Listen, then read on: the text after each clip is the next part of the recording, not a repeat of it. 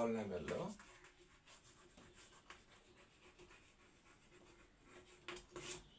పాలి అంటే more than 1 కదా, సాధారణంగా ఎక్కడ వాడతాం చెప్తా, అడ్డం వస్తున్నా. సపోజ్ మీ తమ్ముడు ఉన్నాడు అంటే నాకు తెలియదు, మీ తమ్ముడిని ఎక్స్ అనుకున్నాను, నిన్ను వై అనుకున్నాను. సో మీ ఇద్దరు తమ్ముడికి అన్నకి మధ్యలో ఏజ్ గ్యాప్ ఎంత ఏజ్ వచ్చినా నీకు సేమ్గానే ఉంటుంది. సపోజ్ నీ వయసు నువ్వు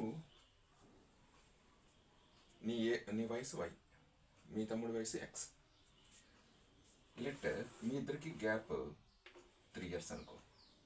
అంటే దాని అర్థం ఏంటి, వై ఎక్స్ కంటే 3 years పెద్ద.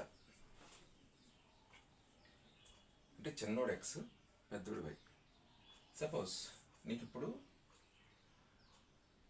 15 years అనుకో. నీకు 15 years అయితే మీ తమ్ముడికి ఎంత, నీకు 15 years అయితే మీ తమ్ముడికి ఎంత, 3 అంటే ఇందులో 12 + 3 ఈజ్ x + 3. ఈ 3 పోతే మీ తమ్ముడికి 12 years old. కరెక్ట్గా గమనించండి.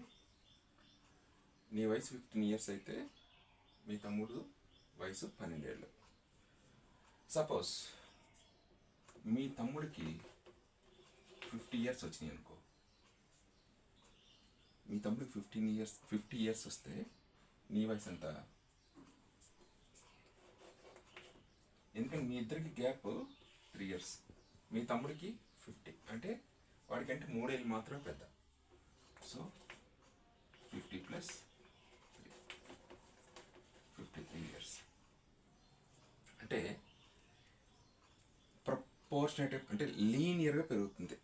అంటే ఇది పెరిగితే ఇది పెరిగినట్టు అనమాట, లీనియర్గా పెరుగుతున్నట్టు. ఓకేనా. సో ఇక్కడ సాధారణంగా ఓకే, ఇది ఒక ఈక్వేషన్, లీనియర్ ఈక్వేషన్ అంటాం. దీన్ని లీనియర్ ఈక్వేషన్ అంటాం. y = x + some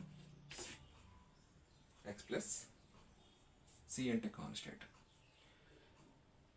ఇప్పుడు ఇక్కడ ఏంటంటే ఇది ఒక బోర్డు.